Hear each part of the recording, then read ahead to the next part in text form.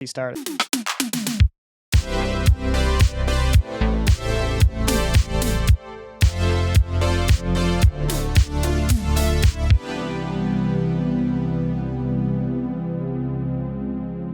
Hello and welcome to Cinema Spectator, a show where an expert and a casual movie fan watch movies in the cinematic canon.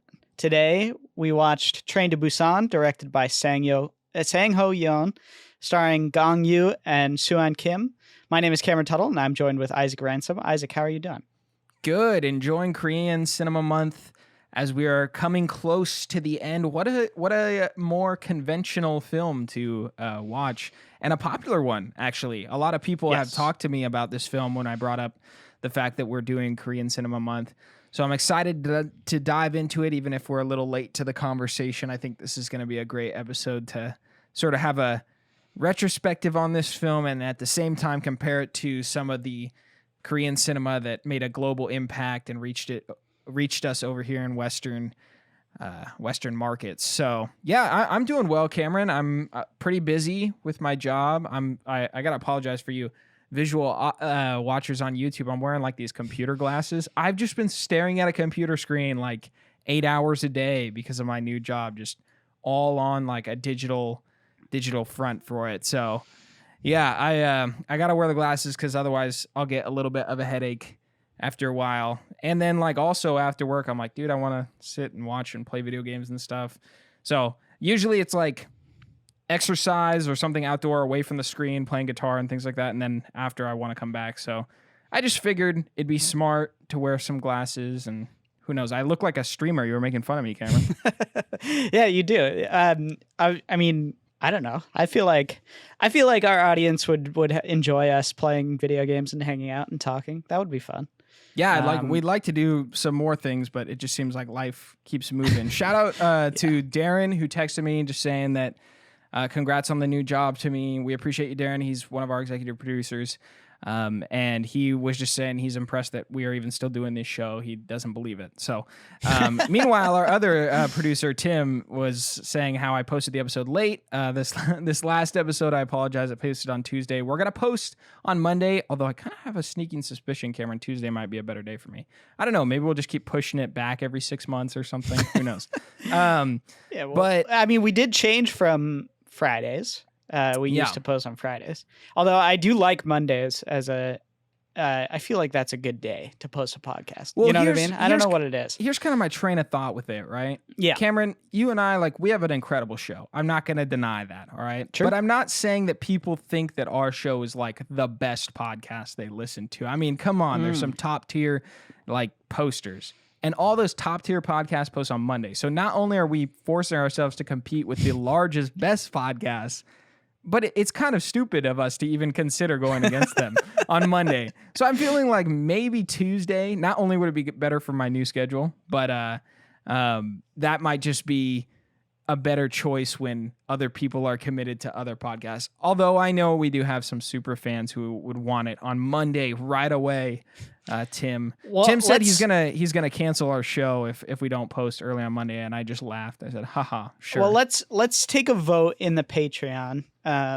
We'll open it up. Maybe we'll just open it up in general. So go to our Patreon. Sure. You don't have to be a patron. We'll put up a vote to see if you want it to be moved or if you're okay with it being moved to Tuesday. And then, if we, if you do a vote, I mean, I don't know. We might just change it anyways because that's how we roll. So, hey, we're putting it together somehow. We love democracy. Yes. We are definitely the dictators in this content creation empire. So. I will say on that note, similarly, I'm not going to put up a poll for this month specifically because I don't feel like there are enough movies necessarily in the very specific topic that I chose to justify a vote. So what we'll do is next month is horror month. We'll have a couple of votes for the month, and we're also planning to do more. I don't want to announce it quite right yet, but we're planning to do some more community-minded things. So ready for that. It's going to be fun. I'm so excited for it. Yeah, we want to engage with you that support the show, whether you're a financial supporter at patreon.com/ECFS Productions, throw a couple dollars away, get exclusive benefits, exclusive episodes, all that stuff, or you're a free supporter that gives us ratings, tell friends and family. This is like a weird hybrid pitch. I don't know what's happening here. But if you're a supporter, we want to engage with you in October with Horror Month. We're excited to announce a couple things, maybe some live streams, maybe some more voting opportunities or ways to get plugged in as a Patreon. Cameron and I are thinking about this show in a growth manner, because if we didn't, we would just, not water the plant at all and give up on it. So, I mean, to be fair, let's be clear here. We're only doing this for fun. So, true. Even if I would still do this show, even if it was just me and you hanging out every week. Like that's totally fine. The fact that we watch a movie and hang out and get to talk every week, that's my goal. But I do want to do more things with the community, because I think it would be fun to sort of engage with people more. And obviously we do have Juzo on, we do have Tim on pretty often on the commentary. So I just want to be able to do more of that and sort of get more people involved. So that's my thinking with it. So nothing to announce yet, but we will have things very soon. I'm excited for it, Cameron. I know I was listening to Everything Comes From Something recently, just as sort of I don't know, like a retrospective. I had a friend who messaged me and said, "Hey, thanks for helping my drive to SLO be much better." Or Santa Barbara. He was going to, I'm sorry, I got all three of those wrong. San Diego. My friend Bob, who's actually on our podcast, he's going down to San Diego, and he was like, "Hey, I just listened to some of those old episodes that you did with me." I was like, "Man, I kind of miss just sitting in front of a mic doing absolutely nothing with no topic." But it was pretty fun. It was not the most marketable. So who knows? If you want that to come back, scream and shout, but it's probably not going to happen. Yeah. So anyways, we've been doing a new section in this podcast called Cameron's Hot Takes. Cameron, I have a question, some related to cinema for you. Now, you're familiar with this idea of spirit animals, right, Cameron? Yeah, of course. So if a animated, it's kind of similar to like your Patronus, right? Like that's kind of the same vibe, same idea. I'm not sure what a Patronus is. Oh, right. Yeah. You're not a Harry Potter person. Yeah, never mind. So what I was going to say is, if a animated film character could be your spirit animal, who would your spirit animal be? Yeah. So I think I flitter back and forth. I think, my first thought was like the red dude from Inside Out, the anger dude, which I feel on like a deep level sometimes.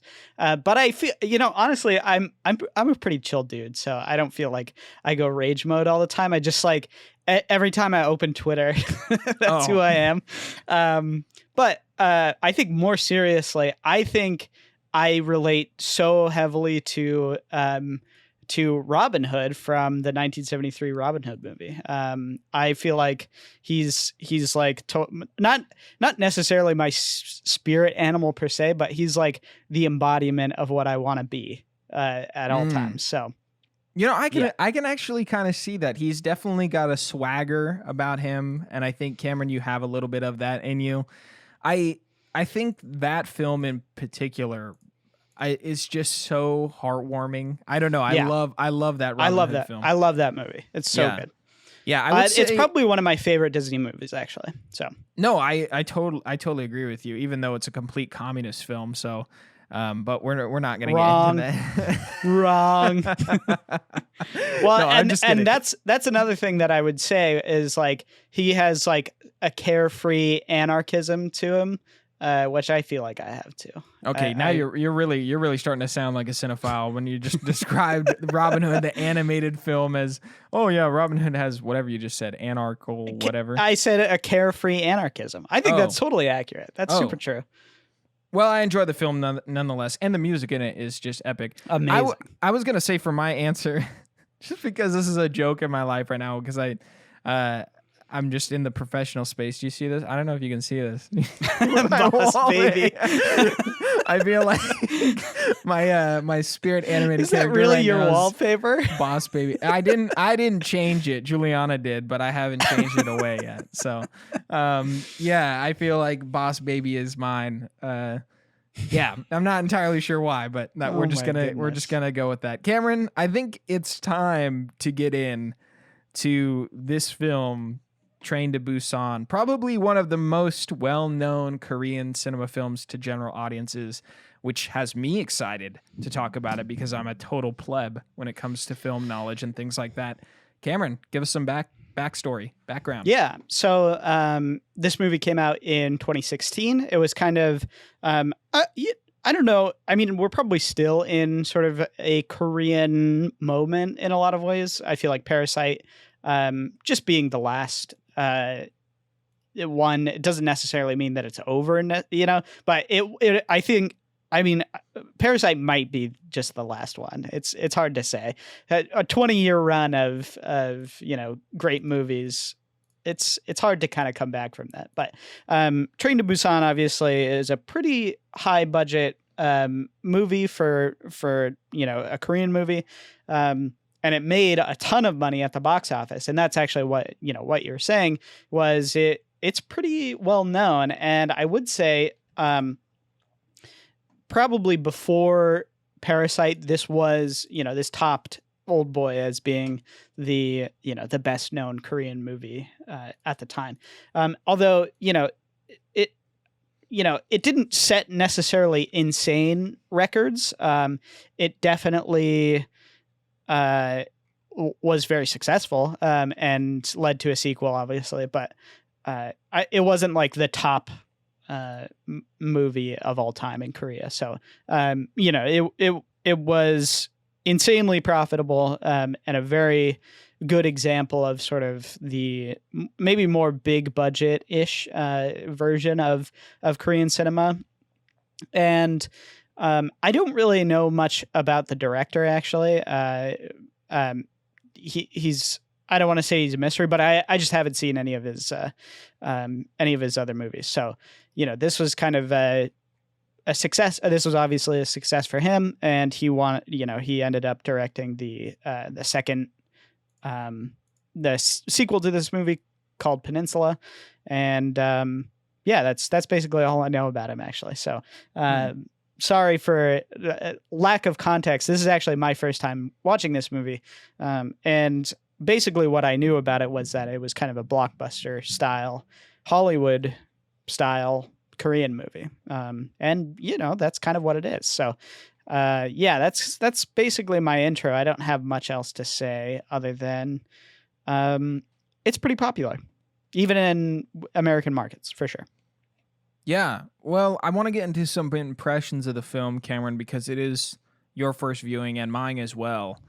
I guess I'll start. I thought that this film was pretty good and really easy to watch and super easy to consume, which is, I think, makes it easy to understand why it found so much success. Mhm. I thought it was kind of, interesting, very. I don't know. I was thinking a lot about like the overdone zombie trend, right? And to think about it in context of 2016, right, with The Walking Dead coming out, what 2012 ish was that? 2011, right? I think. 2011, sometime around there, and then to see that popularity explode and make its way all the way to a foreign market where they're making movies and they're like, we're gonna make a zombie movie, big budget, blockbuster style. Like it's kind of, I think that's going to be the most fun part of this conversation is sort of cross-analyzing how, a Korean film would tackle such a big budget movie and almost compare it to the way that Western markets embrace that as well. I was thinking a lot about World War Z watching this movie, which is not a good film. I think this movie is much better than World War Z. But yeah, I found it quite easy to watch. And actually, one of the things that I noticed being a casual is how fun it is to watch an action movie that's foreign, because action and movement and choreography take the forefront in an action film instead of the drama and the dialogue, which is usually kind of a blocker when you're watching one of these movies with subtitles as a casual, right? I'm speaking as a casual. I'm not saying it can't be done and enjoyed, but that was actually something I noticed halfway through, is that I forgot that it was in another language. As a matter of fact, I found it pretty easy to follow what was happening. Like I barely read the subtitles, you know? And I thought that was like such a neat breakthrough for me. Maybe it was because I have been watching, you know, heavier dialogue foreign films in some way. Maybe a lot of it has to do with the way that you've been sort of preparing me to watch things, but watching a film that was super approachable and action heavy, it was like the words faded away. And it was almost like the language barrier thing just didn't exist. And I feel like even if you don't have a lot of experience watching movies that are subtitled, this film is going to be easy to get through for you, which is, I honestly, I think it's one of the first films that I think that barrier isn't a big block for someone, right?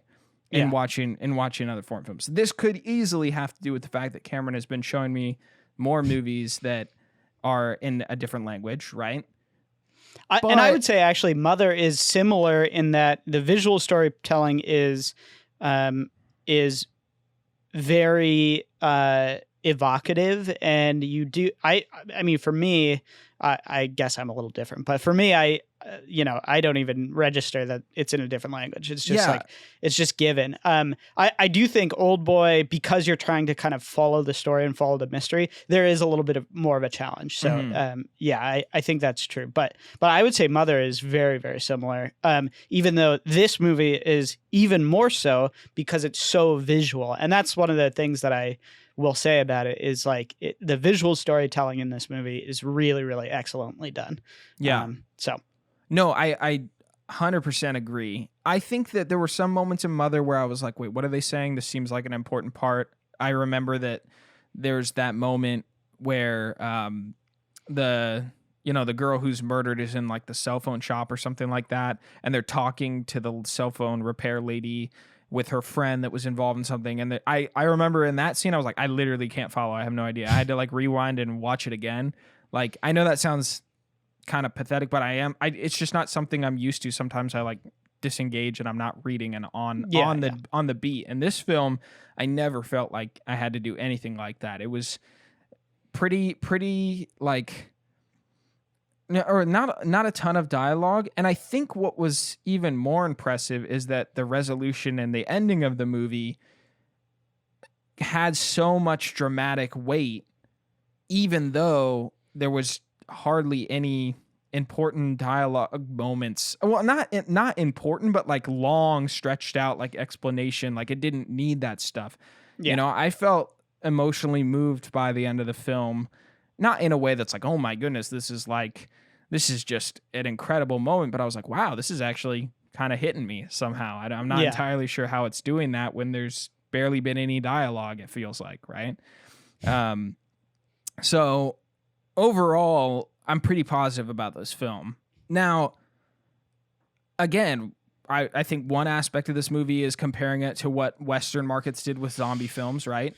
The other aspect that I found interesting that I want to dive into this conversation with you about, Cameron, is the comparison of this film's kind of stereotypical blockbuster structure to other Korean films that have sort of made a mark in a hipster originality style. Like like Mother and Old Boy are like infused with this kinetic creativity that this movie, it's like very, very familiar. And it's almost like when I began watching it, I was like, yeah, I mean, it's a zombie movie. Most of these characters I already know are going to get it. Like none of it surprised me basically.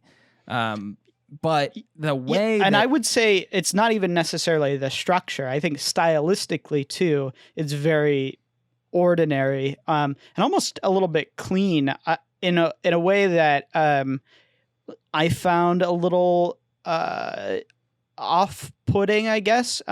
This is my biggest criticism of the movie, is that I think stylistically it's shot very dryly, and shot very sort of in a standard kind of almost like flat look in a lot of ways, which I didn't love. And there's only a couple moments in the movie where it was like, oh wow, that's a really cool, interesting shot. However, I don't necessarily think it needs it, but I will say one of the things that I love about a lot of the Korean movies that I watch, especially, Bong's work and Park Chan-wook's work, they're very stylistic, and that's one of the things that draws me to them.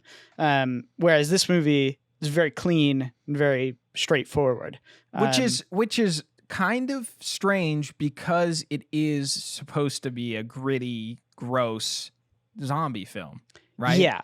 There's like this hospital cleanliness about everything, and maybe that's more of the city environment culture being reflected. I don't know. I've never traveled to Korea. I'm not sure if they have like cleaner cities or stuff. I know that some people have gone to other foreign cities and like, oh my gosh, it's so clean. Meanwhile, Cameron and I live in the Bay Area, and San Francisco is like full of trash. So, I mean, like, I don't know. I think part of it is that in just modern movies, in a lot of ways, because of sort of the tech that you can get and the way that you make movies nowadays, there's a trap that if you don't do things that are stylistic, they'll just look very clean because everything looks clean. Like if you're shooting on an 8K camera that's, digital, you could just make it look normal. You know what I mean? Like you could just make it look very ordinary. Especially with, you're using like very professional high-end lenses that have no flaws and whatever, like there's a temptation in a lot of movies that, like flaws are bad things, and I would say that's not even remotely true. I think sometimes flaws give your movie character, and I would say this movie could have used a lot of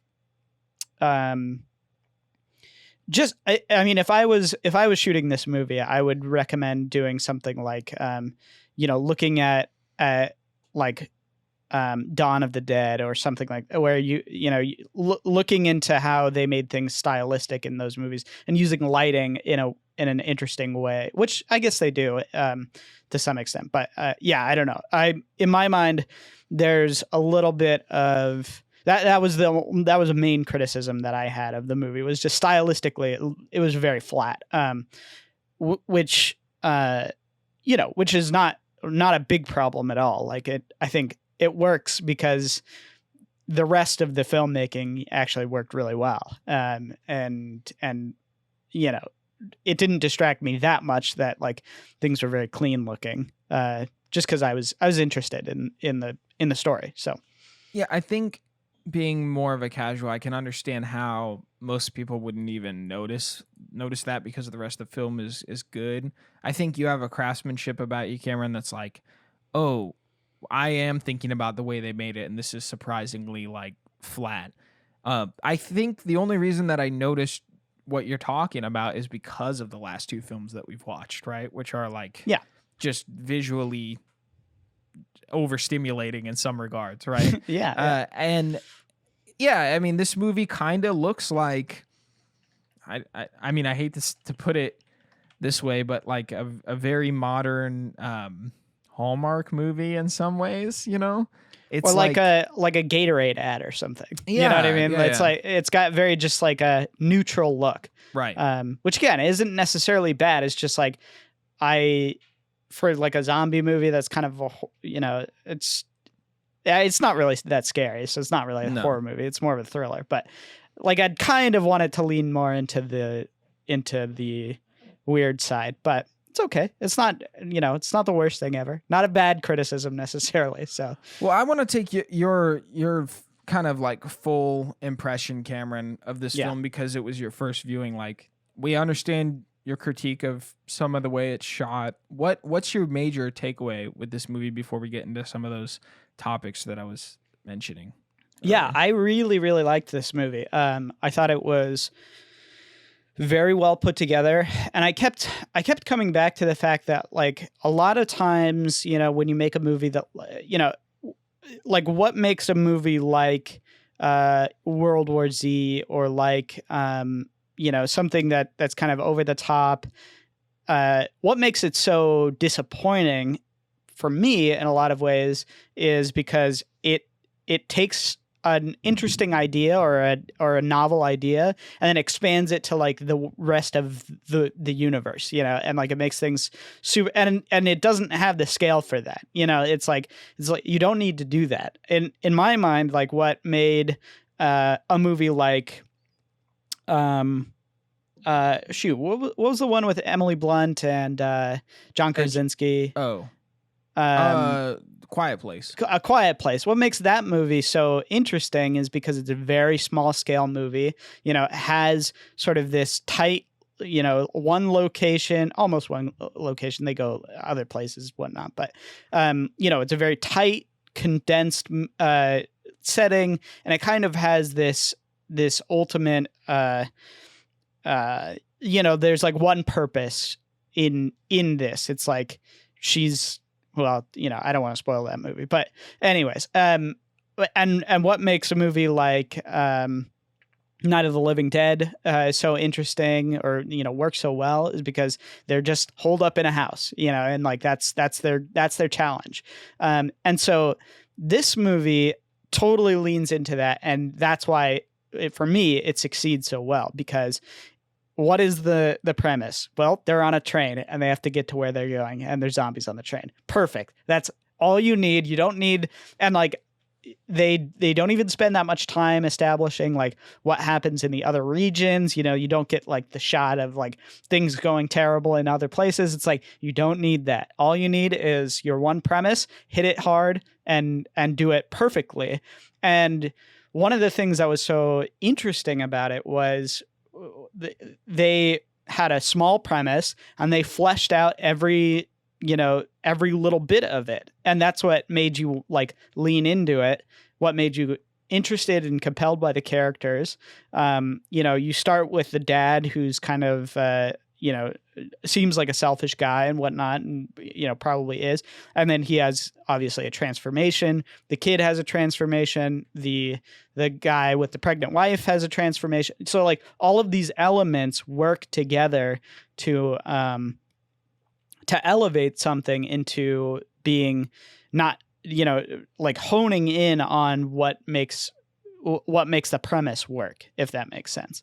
And so, when you talk about a movie like World War Z or whatever, like you don't need so much. Like just make it local, just make it small, make something that works on the individual level and show something about like these people's humanity.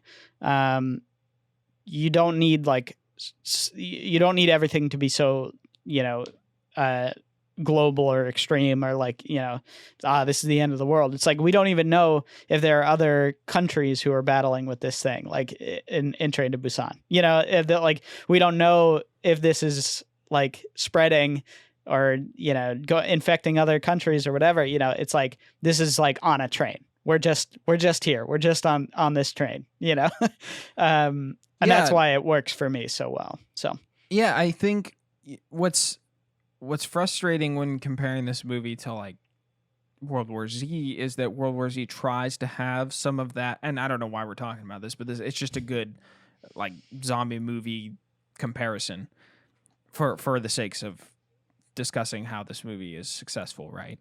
World War Z tries to implement character development and sort of like, emotion in Brad Pitt's family and all this stuff, whatever. Right? You don't care about it.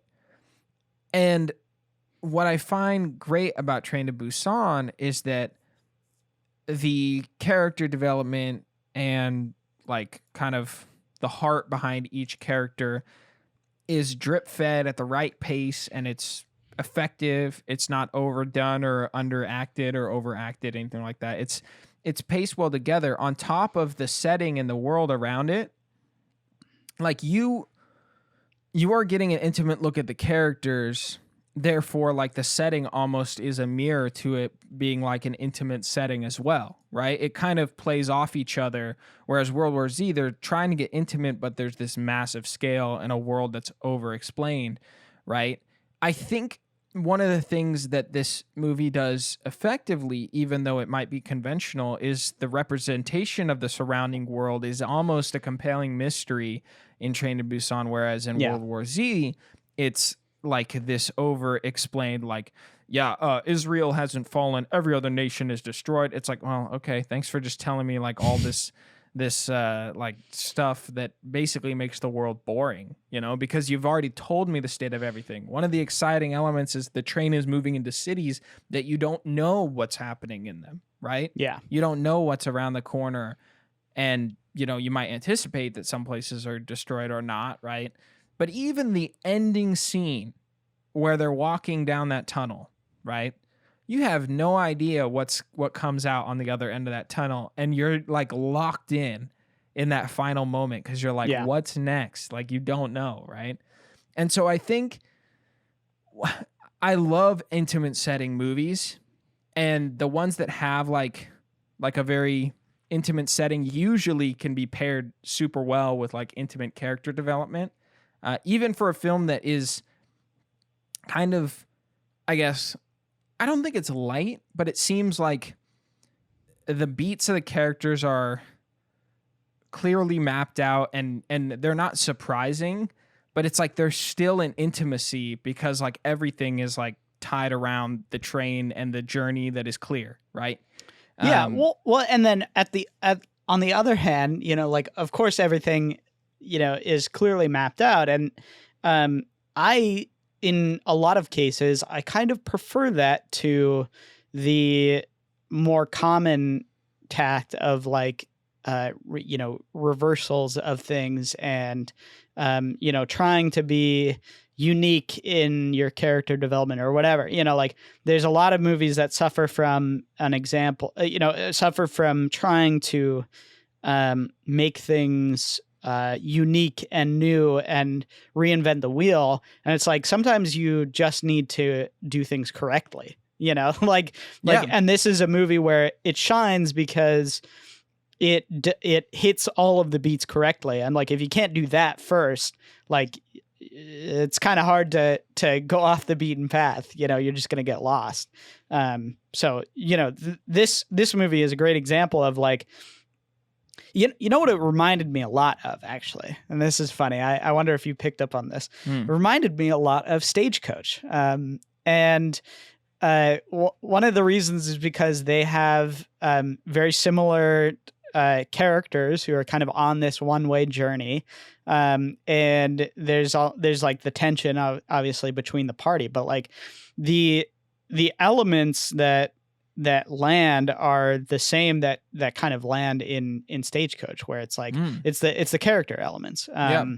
And so for me, like that was really interesting to see a movie. I don't know. I obviously don't know this person's history, the director's history. So I don't know if he was like, trying to come up with a movie that was like Stagecoach, but it really reminded me of like the classic Hollywood era where like things kind of work because there's a clear pathway of motivation, and that's where the drama comes in, and that's where the conflict comes in, is because you understand everybody's position.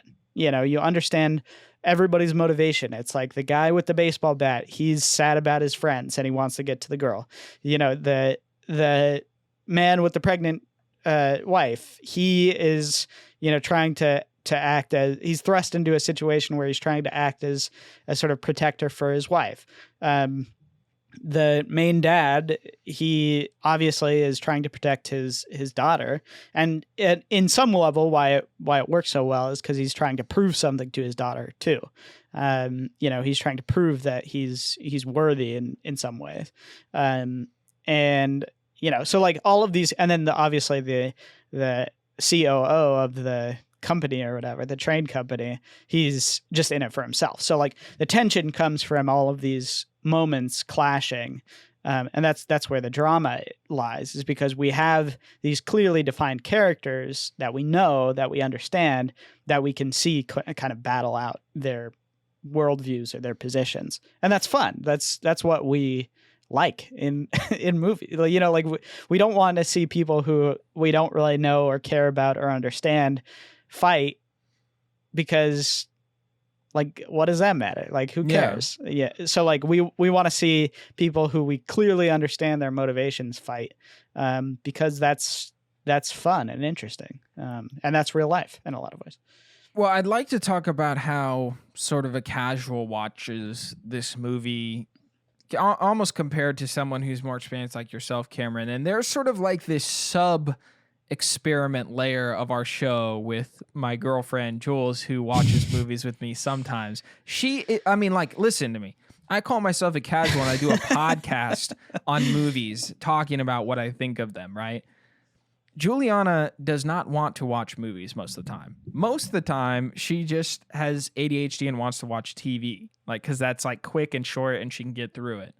So with this film, I only watched the first hour at my house on Monday night. And then on Tuesday night, I was hanging out with Jules and I was like, I got to watch the last half of this film. And I was like, but this is going to be very interesting to me to see if she's able to not only watch a movie with a different language, right? But be able to get involved halfway through without watching the beginning at all. And it was pretty easy to explain the beginning, right?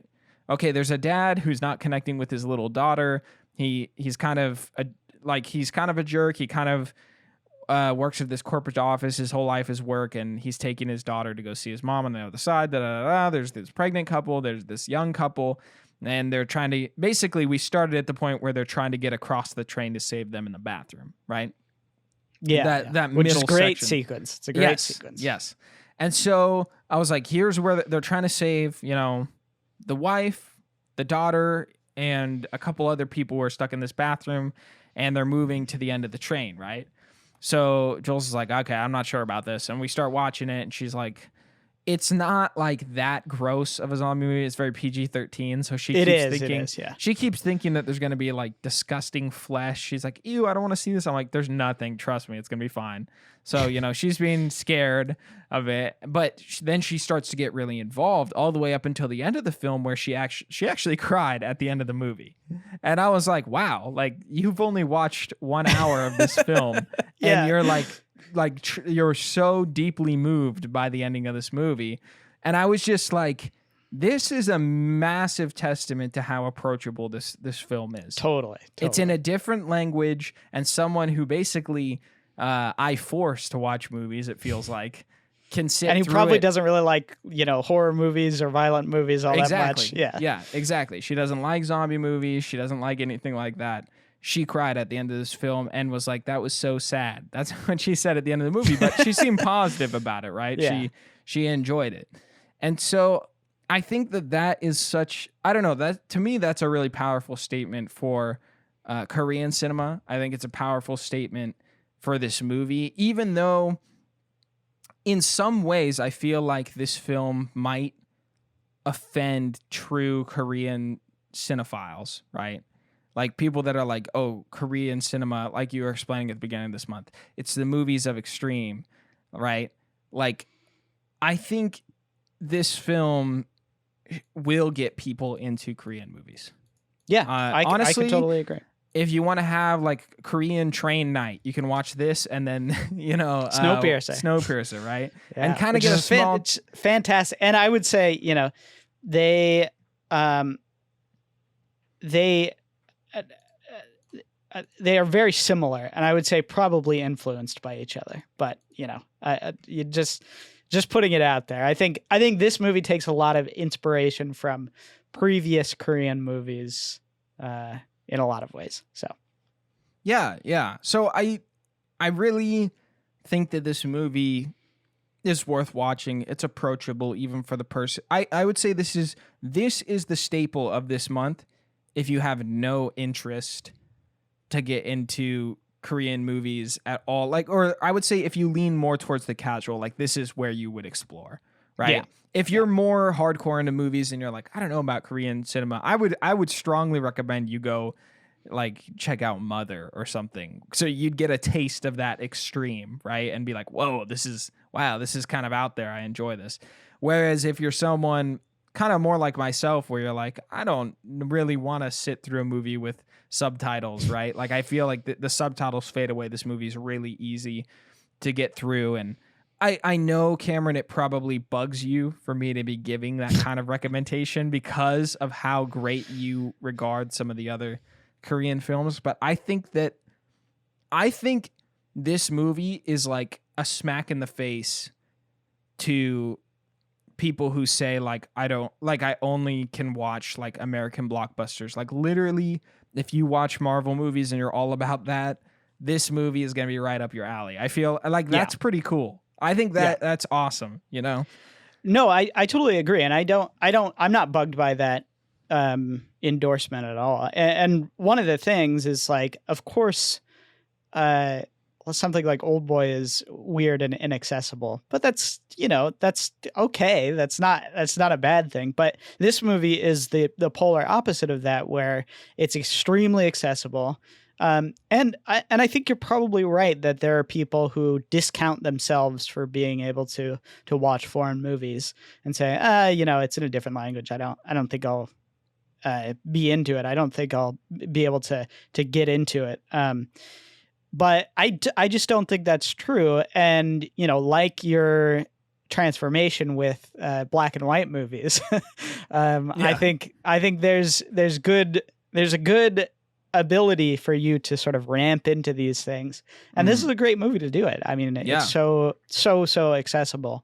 I will say also, is kind of pivoting a little bit, but this movie is weirdly prescient when you look back on it nowadays. Like, I find it very strange that this is still like, I don't know. I guess I haven't heard anybody talk about it recently, but this is still a very loved movie in normal society, but it's very opposite of what the times are at this current juncture, where we also have a pandemic, not of zombie proportions, but of different proportions. I think this movie is like very this is a very strange movie in a lot of ways because I don't know. It talks a lot about the themes that we kind of are dealing with every day now. And it's interesting to see, like, obviously, zombies have been around for a long time. So it's not like this movie predicted the future or anything, but a lot of the things that it talks about and brings up specifically, and I do want to get into some things, like, I think it's very relevant still, especially even when they're heading to the train is originally heading to like the Daegu station or whatever. And then they basically have to say, like, do we trust this source, essentially? And it turns out no, like, you can't, they're unable to trust the sort of official things that are being said, and like, and then once they get back to where the other passengers are holed up, there's this inner conflict of like, we don't really trust you because we haven't seen you this whole time, so like, we don't know if you're infected or not or whatever. So like, there's like a distrust of like authority and official sources, distrust of other people. I found it to be really, really, really interesting. And then the final thing is like, it's very centered around sort of the dynamic of bringing together one family. Obviously the train is going from, he's going from the city to Busan, which I think actually Busan is where Mother was shot. I'm pretty sure. Oh. Either Mother or Memories of Murder, one of those. But like, so he's a father with kind of a disillusioned family who's split apart. And one of the major themes is sort of reuniting the family, reuniting the trust in the father figure, which I found very very unique, and I guess not something you see a lot in modern movies. So Yeah, I think there's definitely a kind of shocking political conversation that can come with this film in today's climate, right? And Cameron and I are not saying anything, particularly political or claiming any side, but I think it's surprising how this film feels kind of relevant to the past experience of the year and what's happening with the COVID-19 virus and all that stuff. I just want to say here at Cinema Spectator, we do trust that that the East Daegu station is still operating and everything is under control. We also believe that this is a pandemic of the people who just arrived. So we will have to quarantine them, and we trust the science. So keep going. Yeah, I think that you're not the only one thinking about this, Cameron, when watching this movie. Actually, I searched this film because I began watching it in a voiceover version or something. It was like free on Pluto, and like you could watch it with like English dub, and it was terrible. So I had to switch to subtitles. So I ended up renting it on Amazon. But I was trying to figure out where I could watch the version with subtitles instead of dub, and I was searching on Google, and one of the first few questions about Train to Busan was, "Is this movie scary?" And I was like, "Well, I should probably click on this because I'm not sure. Is it scary?" I clicked on it, and it's like, "No, not really." But in the answer to the question on Google, it's like, it's not that scary, even in spite of the COVID-19 things that are happening. I'm like, when was this article written, right? And it was like 2019. And then the question below that is, should I watch Train to Busan while quarantining into COVID-19? And I was like, what the heck? Like, people are really like considering this movie to be a commentary around that current topic, right? And so all the Google questions were kind of related to that, which I found surprising. And then walking into the movie with that on the forefront of my mind, right, to see that scene where they're holding off zombies from coming in the door, and then other survivors are holding other survivors off in the, like, there's like this great, comparison between them fighting off the undead and fighting off the people who are alive but maybe infected, right? Yeah. And yeah. there's definitely there's some commentary that is kind of being explored, and I think instead of saying if this is morally trying to make a statement about something that hasn't happened yet, or pulling what that movie is saying and applying it to our current situation and maybe misquoting it or forgetting the context, I think the interesting part of this conversation is almost I don't know exactly how to explain it, but it's like there is an inherent truth that was being explored before the calamity occurred, similar to how George Orwell explores elements in Fahrenheit 451 or 1984, right? He didn't write that. That was Ray Bradbury. Sorry, Bradbury. Who wrote Fahrenheit 451. Right. Bradbury, Fahrenheit 451, Orwell, 1984, right? Yeah. They explore these ideas that aren't even at the forefront of society yet, but there's something about them that we know are coming, right? Like there's almost like this touch into the future, and then the literature, quote, quote, is revisited once we're facing these problems. It's like the warnings are laid out ahead of time. And I think as the storytelling and the conversation with the zombie apocalypse theme evolved over, the years, especially, like, I would say peaking pop culture influence and interest with The Walking Dead, right?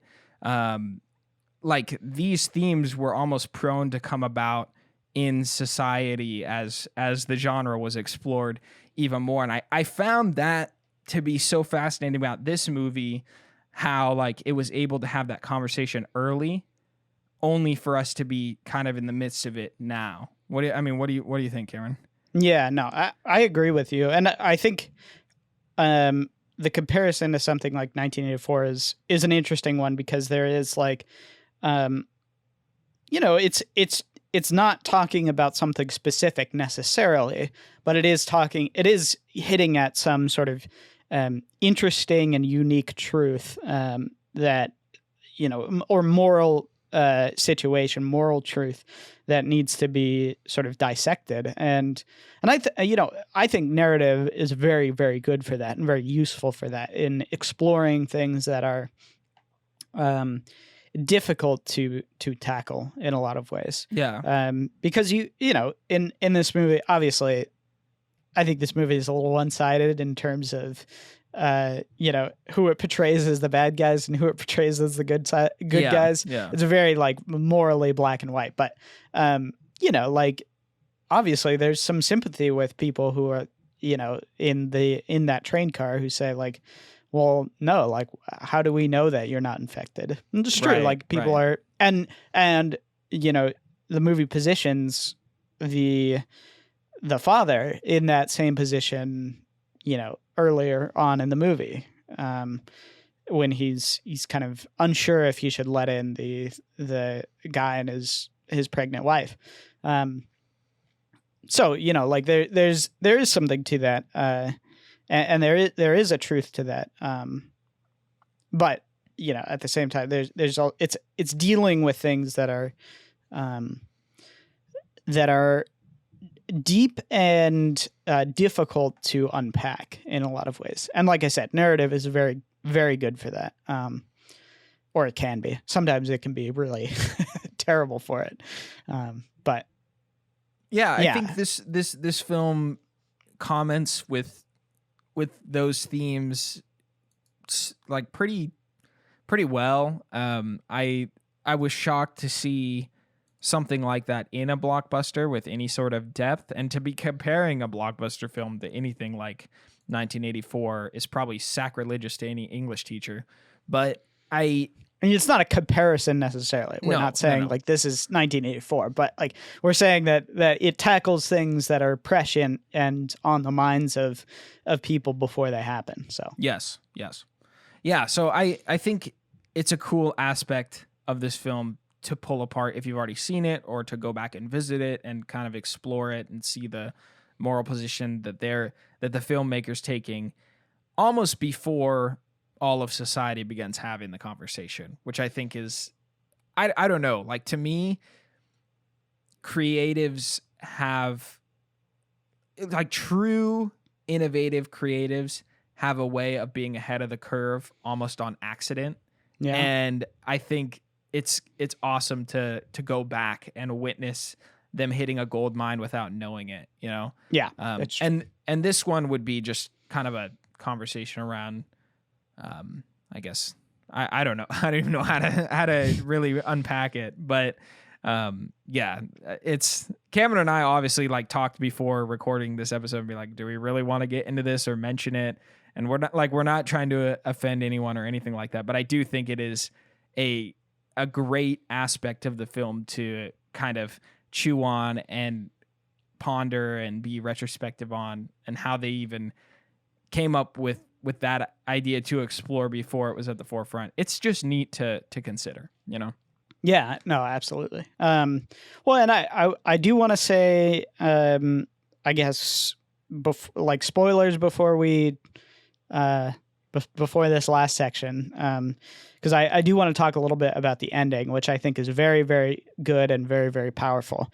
So spoiler warning, the dad dies. So spoilers. You're welcome, Tim. That's what he likes to hear. Yeah, I know. Yeah, so I think the end sequence, from just maybe like from them running, trying to find the other train, to them exiting in the tunnel, it's so well done, and it's so excellent. And I think the like you were saying, like Jules cried because it's very impactful, and I would say it's even more impactful when you know the sort of what happens before that, and the trajectory of the dad as someone who obviously, I think you can see that the movie is positioning him to be in a place where he's sacrificing in order to provide for his daughter, but he's giving up too much, right? He's giving up too much of his time, and he's not seeing his daughter grow. He's not connected with her. And the mom says, like, this is a crucial period for her too, and so like he's sort of stuck between, wanting to be the provider, wanting to be successful. And then at the same time being,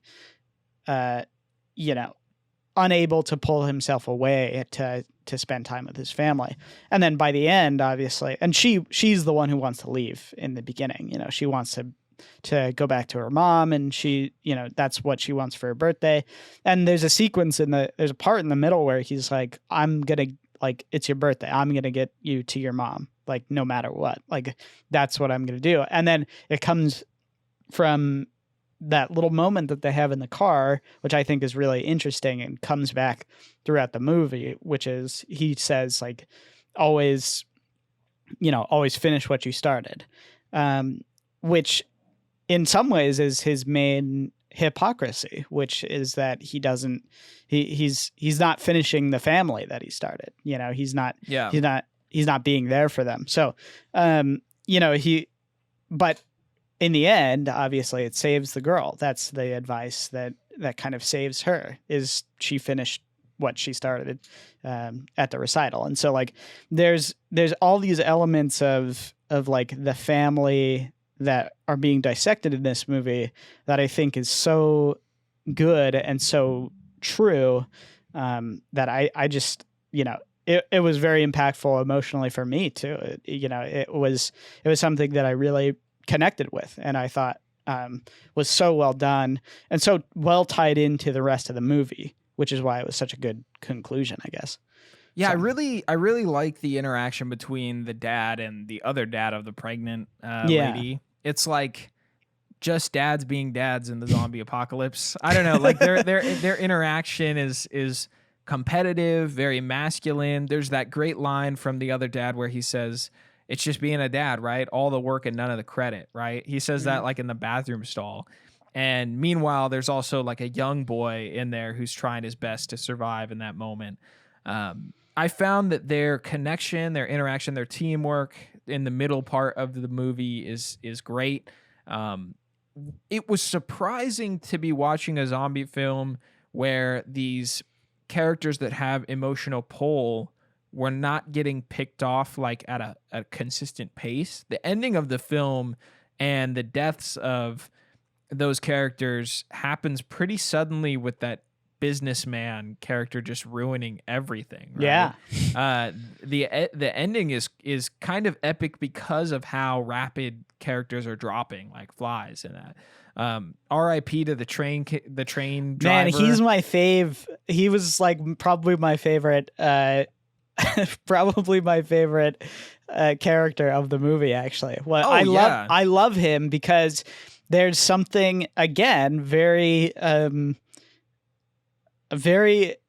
interesting about the fact that he's in the apocalypse and he is still doing his job. Like, that's him. That's what he's doing. He's a true like public servant. It's like to the very end, his last moment is to drive the trains. And I'm like, boy, this guy just, I mean, if you've ever met a train person, you'll know that that's how they want to die.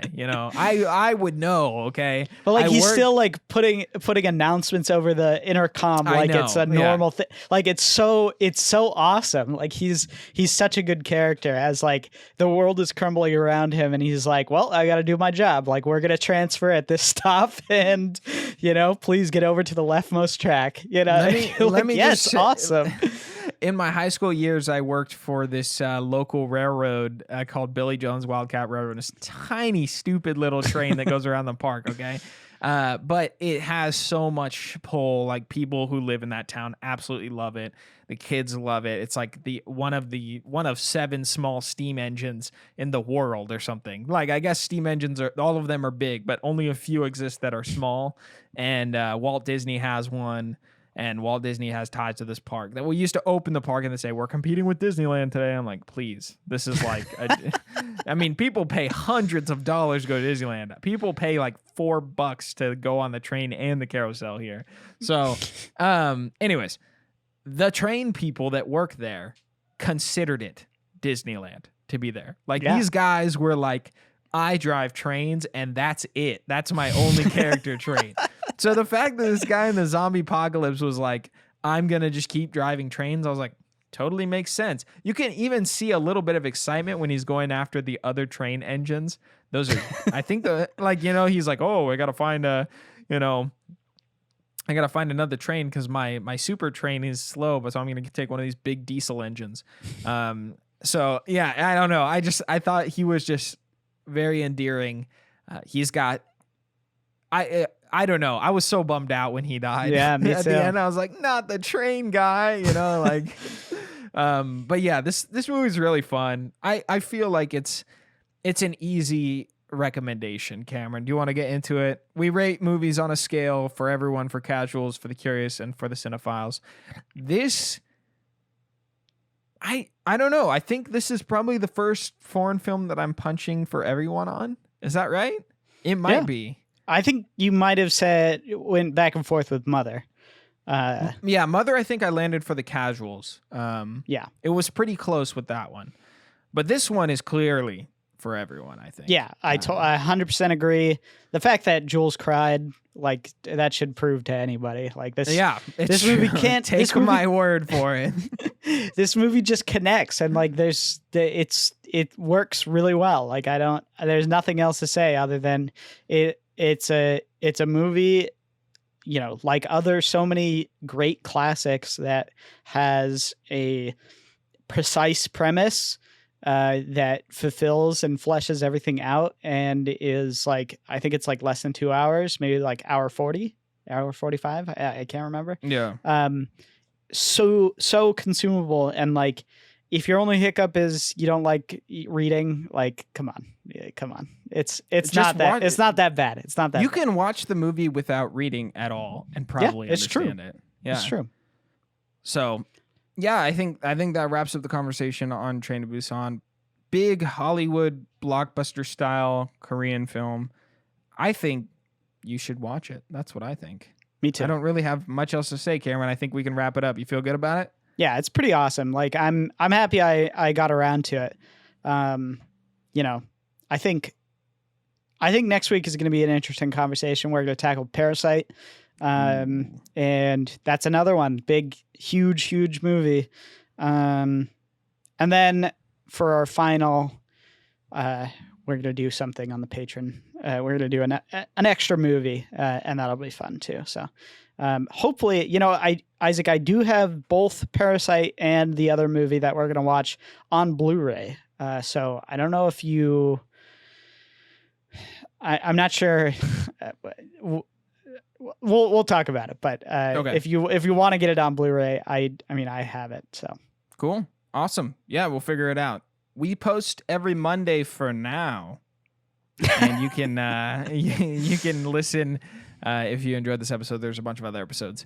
You can explore Korean Cinema Month for the last 2 episodes, a bunch of other themes in the past episodes. Thank you so much for supporting the show. Give us a rating, tell friends and family. All that stuff helps. We will see you next Monday. Cinema Spectator is an ECFS Productions podcast that is fully funded on Patreon.com. Shout out to our producers, Darren O'Neill and Tim Smith, for supporting the show, and to the rest of you that support us at Patreon.com/ECFS Productions. If you want to learn more about the benefits you can get, check out our Patreon. The show cannot happen without you great listeners, so we thank you for all your kindness and support.